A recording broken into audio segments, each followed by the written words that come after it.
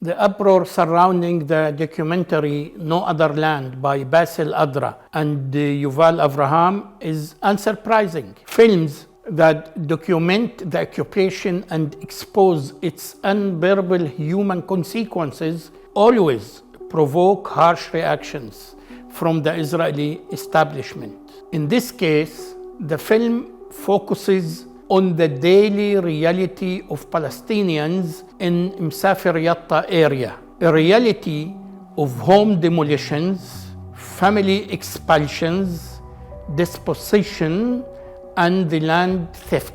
The film is merely a reflection of what is happening on the ground. But for many in Israel, the mere presentation of reality is considered a crime. The attack on the film was led by Minister of Culture Miki Zohar, who labeled it as a work that portrays Israel in a negative light. This is a familiar argument, and documentation of the occupation is framed as defamation, and the depiction of reality is deemed incitement. But there is no other way to portray the occupation. It is an occupation. There is no way to describe the expulsion of families from Masafer Yatta without exposing the injustice of occupation, and there is no way to document soldiers preventing residents from accessing water or electricity without understanding that this is a policy of control, discrimination,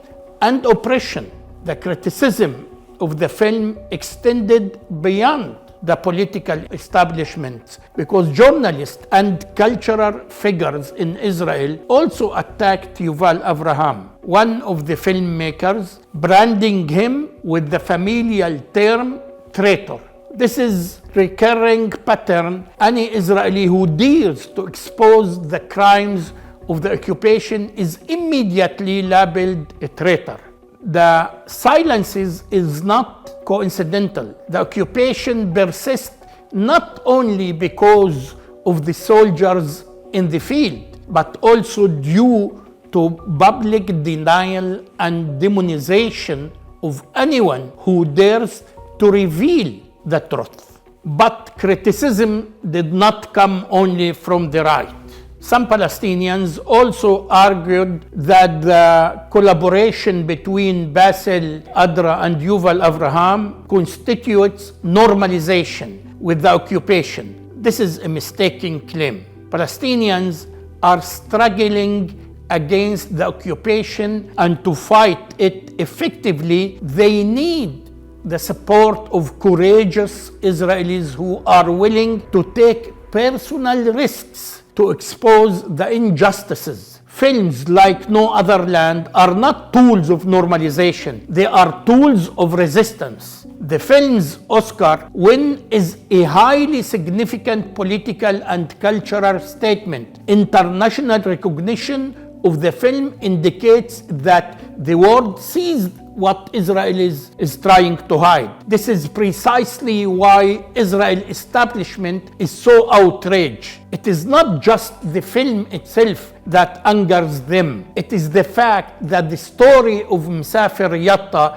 is reaching global awareness. They would prefer that the world consume productions like Fawda, a series that glorify the Israeli Shin Bet and portrays the occupation from the perspective of the oppressor. Ultimately, the problem is not No Other Land. The problem is the occupation itself. Its ugliness cannot be concealed.